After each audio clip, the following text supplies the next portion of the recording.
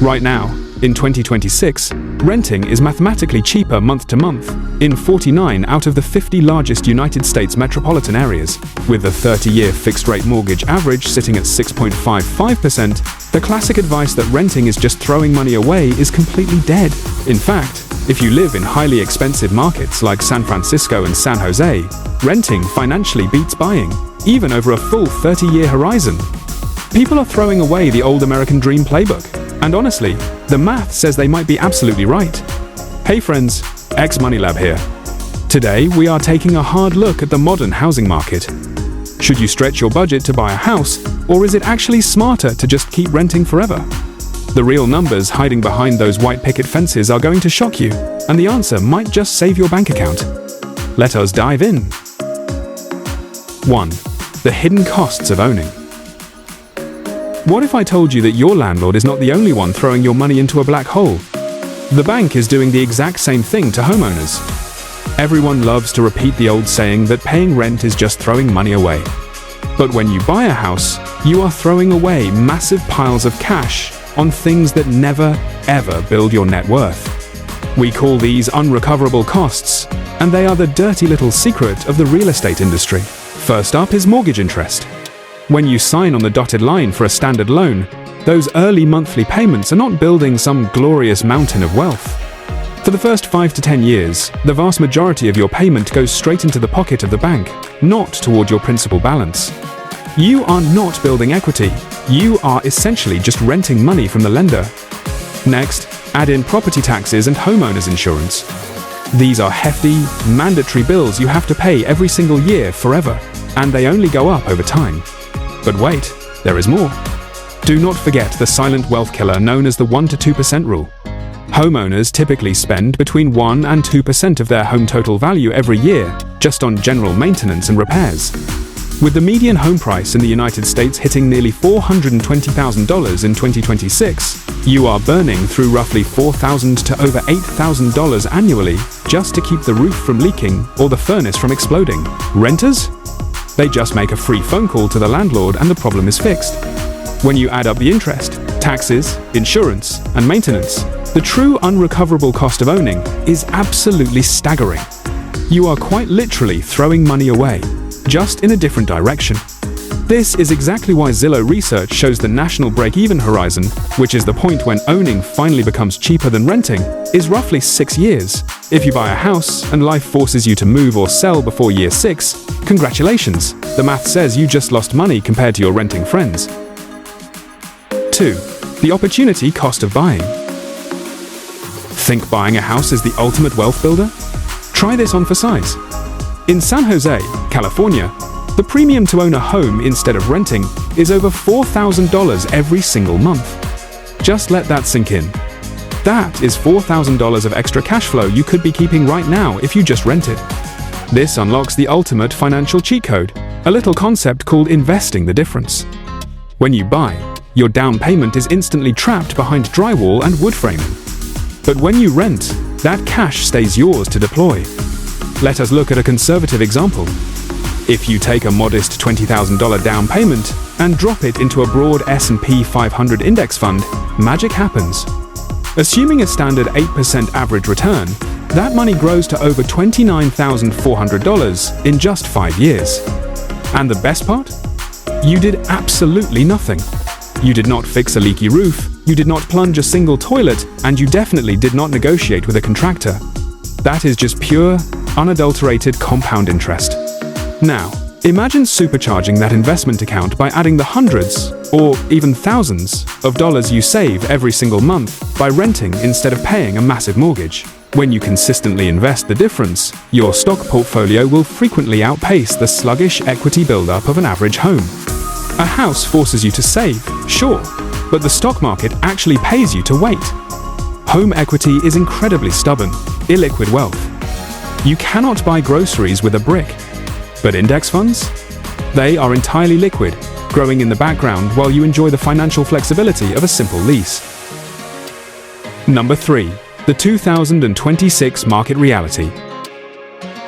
Let us look straight at the brutal reality of the 2026 housing market, because the math does not care about your feelings or your nostalgia for the American dream. Right now, the median home price in the United States is hovering at a blistering $420,000. Now, pair that massive price tag with the current average for a 30-year fixed-rate mortgage, which sits steadily at roughly 6.55%.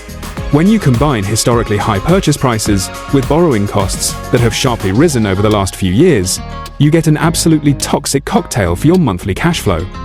You are essentially paying peak premium prices and peak interest rates at the exact same time. Because of this immense financial squeeze, the old rule of thumb that buying is always the smartest move has been flipped completely upside down. We need to talk about a critical metric called the break-even horizon. This is the exact amount of time you have to stay in a purchased home before the financial benefits of owning finally outpace the upfront and ongoing costs compared to just renting. According to the latest Zillow research, the national average break-even horizon has now stretched out to roughly 6 years. Think deeply about what that actually means for your life and your freedom. If you buy that $420,000 house today, you are immediately starting in a deep financial hole. You are getting hit with closing costs, loan origination fees, appraisal charges, and those massive, front-loaded interest payments. It will take you entirely until the year 2032 just to break even with a friend who simply signed a lease for a similar house. If you get a promotion in another state, decide to get married, or just realize you hate your noisy neighbors and want to move before those 6 years are up, you mathematically lose. You are essentially trapped by your own asset, waiting out the clock for the numbers to finally work in your favor. But remember, that 6-year trap is just the national average. If you live in a highly sought-after, expensive coastal city, the math goes from mildly annoying to absolutely staggering. Let us look at extreme metropolitan markets like San Francisco and San Jose.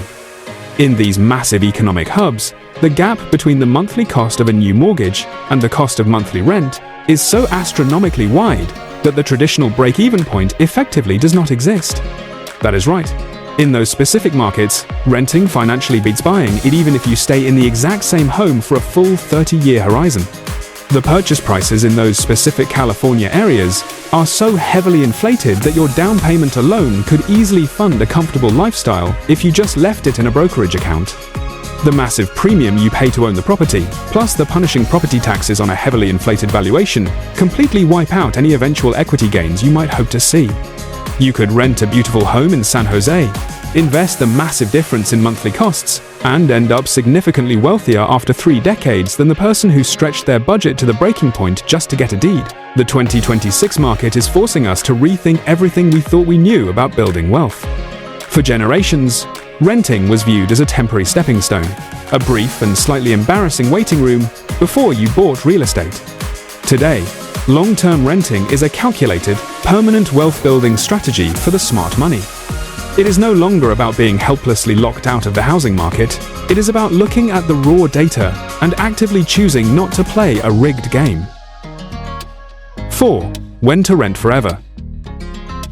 So, how do you know if you should officially rip up the traditional American dream playbook and just rent forever? It comes down to a brutally honest look at your zip code, your lifestyle, and your financial discipline. You are the perfect candidate for lifelong renting. If you live in a high cost of living area, you crave total mobility, and you have the discipline to actually invest your monthly savings. Let us talk about the true cost of owning that nobody puts on the glossy real estate brochure. Homeowners typically spend between 1% and 2% of their home's total value every single year, just on standard maintenance. If you own a $500,000 property, you are bleeding out $5,000 to $10,000 annually, just replacing water heaters, patching roofs, and fixing cracked driveways. As a lifelong renter, your maintenance cost is exactly $0. You just make a quick phone call to the landlord. If you value the ultimate freedom to chase a new job across the country, or you just refuse to spend your weekends wandering the aisles of a hardware store, long-term renting is your ultimate lifestyle hack. But here is the massive catch. The rent forever strategy only makes you wealthy if you are a disciplined investor. The absolute worst thing you can do is rent a cheap apartment and then blow all your extra cash flow on expensive cars, designer clothes, and luxury vacations. If you are not funneling that saved money straight into index funds or other investments, you are just slowly going broke. Buying a house acts as a forced savings account for people who lack financial self-control. Every mortgage payment forces them to build a tiny sliver of equity. But if you have the mental fortitude to automate your investments every month, you do not need a bank to force you to save. You can build a massive, totally liquid portfolio in the background while enjoying the unmatched flexibility of a 12-month lease. On the flip side, who should completely ignore everything I just said and actually buy a house? You should sign a mortgage if you live in a low-cost, affordable, Midwest or Southern town where buying is still significantly cheaper than renting. You should buy if you have deep roots in a community, your kids are anchored in the local school district, and you are absolutely certain you will not move for at least 10 to 15 years. If stability is your primary goal and you want absolute control over the paint on your walls and the fence in your yard, homeownership still holds tremendous emotional value. Just remember that it is a lifestyle choice, not necessarily the ultimate wealth-building machine that your grandparents promised it would be. At the end of the day, paying rent is not throwing your money away. You are paying for a service. You are buying a roof over your head, total geographic freedom, and the ability to keep your capital perfectly liquid. The housing market has fundamentally changed, and it is time our financial strategies changed right along with it. If this video helped you see the matrix of modern real estate, do me a favor and hit that like button, and subscribe to X Money Lab for more unapologetic financial truths. Stay sharp, keep investing, and I will see you next time.